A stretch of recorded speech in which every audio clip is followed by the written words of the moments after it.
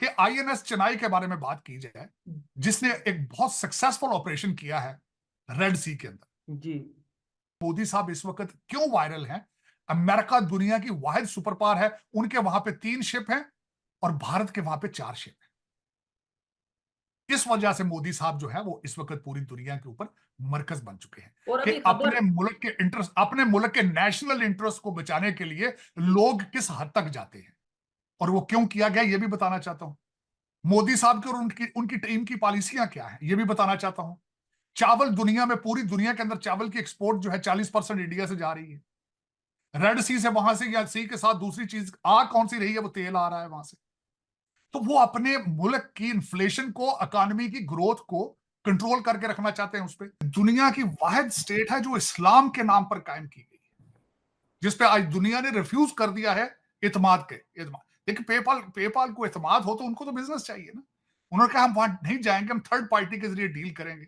Embarrassing, embarrassing. और आपको PayPal की जरूरत क्यों नहीं? नमस्कार दोस्तों, जय हिंद। फिर से स्वागत है आपका हमारे चैनल में। दोस्तों, आपको खबर पता ही होगी कि हाउथीज ने इंडिया के मर्चेंट शिप को हाईजैक कर लिया था। इसके बाद इंडियन नेवी ने अपना रेस्क्यू ऑपरेशन चालू किया, जिसमें मार्कोस कमांडो की टीम रेस्क्यू करने गई और उन्होंने सक्सेसफुली 16 इंडियन को रेस्क्यू करके और शिप को हाईजैकर के हाथों से छुड़ा लिया। जिसके बाद इंडियन नेवी और मार्कोस कमांडो की पूरी दुनिया में बातें चल रही हैं और सबसे ज्यादा बातें पाकिस्तान में चल रही हैं। तो दोस्तों, आइए देखते हैं इस वीडियो को। मैं मिलूंगा आपसे वीडियो के अंत में। कुछ चीजें बल्कि मेरे ज़हन में थी, मैं कुछ चीजें बताऊं कि इस वक्त भारत क्या रहा है, भारत की आगे पॉलिसी क्या है, भारत की इस वक्त इंटरनेशनल पोजीशनिंग क्या है, मैं उस पर भी बोलना चाहूंगा। और मोदी साहब की इस वक्त पूरी दुनिया का वो मरकज किस तरह बने। सबसे पहले तो ये समझने की जरूरत है कि मोदी साहब के पीरियड के अंदर इस वक्त भारत की जीडीपी ग्रोथ जो है उसकी 7.7% है। कुछ लोग 7.8% कहते हैं। दूसरी मैं ये बात करना चाहूंगा, मेरे आज के टॉपिक में ये शामिल था कि आईएनएस चेन्नई के बारे में बात की जाए, जिसने एक बहुत सक्सेसफुल ऑपरेशन किया है रेड सी के अंदर। जी। और वो क्यों किया गया, ये भी बताना चाहता हूं। मोदी साहब की और उनकी उनकी टीम की पॉलिसियां क्या है, ये भी बताना चाहता हूं। चावल दुनिया में, पूरी दुनिया के अंदर चावल की एक्सपोर्ट जो है 40% इंडिया से जा रही है। रेड सी से, वहां से, या सी के साथ दूसरी चीज आ कौन सी रही है, वो तेल आ रहा है वहां से। तो वो अपने मुल्क की इन्फ्लेशन को, इकोनॉमी की ग्रोथ को कंट्रोल करके रखना चाहते हैं उस पर। अब ये भी बताना चाहता हूं कि जो उन्होंने वहां पे लेला नॉर्फॉक जो जो जहाज है जिसके ऊपर उन्होंने ऑपरेशन किया है, उसमें जितने मुलाजिम थे सारे के सारे इंडियन थे। और यहां सबसे बड़ी बात यह बताना चाहता हूं कि मोदी साहब इस वक्त क्यों वायरल हैं। अमेरिका दुनिया की वाहिद सुपर पावर है, उनके वहां पे 3 शिप हैं और भारत के वहां पे 4 शिप हैं। इस वजह से मोदी साहब जो है वो इस वक्त पूरी दुनिया के ऊपर मरकज बन चुके हैं और कि अभी खबर अपने मुल्क के नेशनल इंटरेस्ट को बचाने के लिए लोग किस हद तक जाते हैं। इस वजह बिल्कुल से मोदी साहब इस ट्रेंड पे है इस वक्त। ठीक है। और मैं जो अभी खबर देख रहा हूँ, मैं मतलब सोशल मीडिया पे, इंटरनेट पे चीजें देखता रहता हूँ। पाकिस्तान का मीडिया मतलब बहुत कतराता था कि भाई इंडिया के प्राइम मिनिस्टर की बात नहीं करनी, सोशल मीडिया पे तारीफ की जाती रही, उनकी जो अचीवमेंट्स हैं उनके ऊपर हम बात करते हैं, आप बात करते हैं। लेकिन अब सोने पे सुहागा कह लें या हैरत वाली बात यह है कि चाइनीज मीडिया भी इंडिया की फॉरेन पॉलिसी या इंडियन प्राइम मिनिस्टर की तारीफ करता नजर आ रहा है सर। आपने शायद ये मैं इसके आप चौसा मैं ये कहना चाहूंगा, आपकी इटालियन जो प्राइम मिनिस्टर है, उनकी सेल्फी जो वो भी वायरल हुई थी मोदी साहब की। जी मोदी साहब की रिसेंट तस्वीर है जो बीच के ऊपर बैठे हैं चेयर के अंदर, वो भी वायरल हो रही है। और दूसरा, मोदी साहब खुद एक चलती फिरती कंपेन है। वो किस तरीके से कि एक चाय वाला बंदा जो है, चाय बेचने वाला, या एक इस लेवल से उठ के ना सिर्फ वो हाईएस्ट पोजीशन पे पहुंचा है, बल्कि अपने मुल्क को वो किस जगह ले गया है।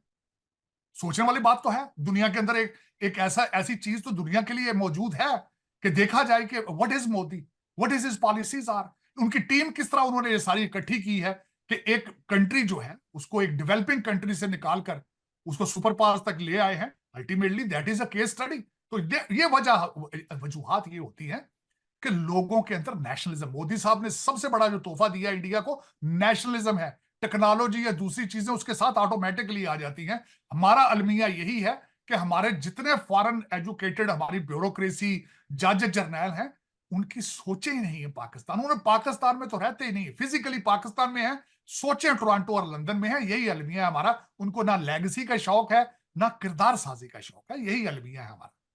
और सर, जैसे आपने बोला कि इंडियन प्राइम मिनिस्टर चाय वाला, और उन्होंने खुद बोला है 2-3-4 दिन पहले वो वहां पे एक विजिट पे गए हैं, किसी के घर में गए हैं, उन्होंने बोला कि भाई मैं तो चाय वाला हूं, मुझे पता है चाय कैसे बनाते हैं। लेकिन यहाँ से चीज मुझे ये समझ में आती है कि कंट्री हो, घर हो या कोई भी चीज हो, उसे चलाने के लिए एजुकेशन से ज्यादा शायद शायद मेरे ख्याल से सिंसेरिटी मैटर करती है, कि आप कितना सिंसियर हैं किसी काम के साथ, अपने कंट्री के साथ या अपने किसी भी काम के साथ।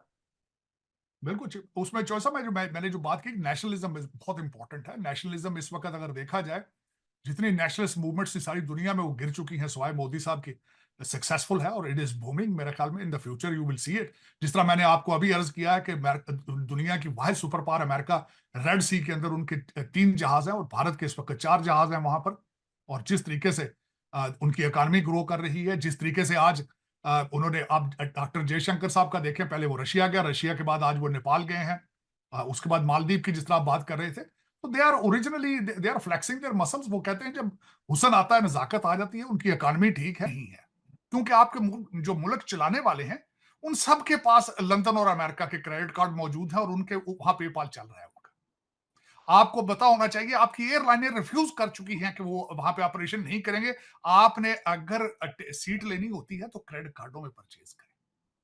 ये वो मुल्क है, वाहिद मुल्क है दुनिया पे जो इस्लाम के नाम पर बना है। और मैं बचपन से सुनता आया हूं कि ये इस्लाम का किला है, ये इस्लाम का किला है।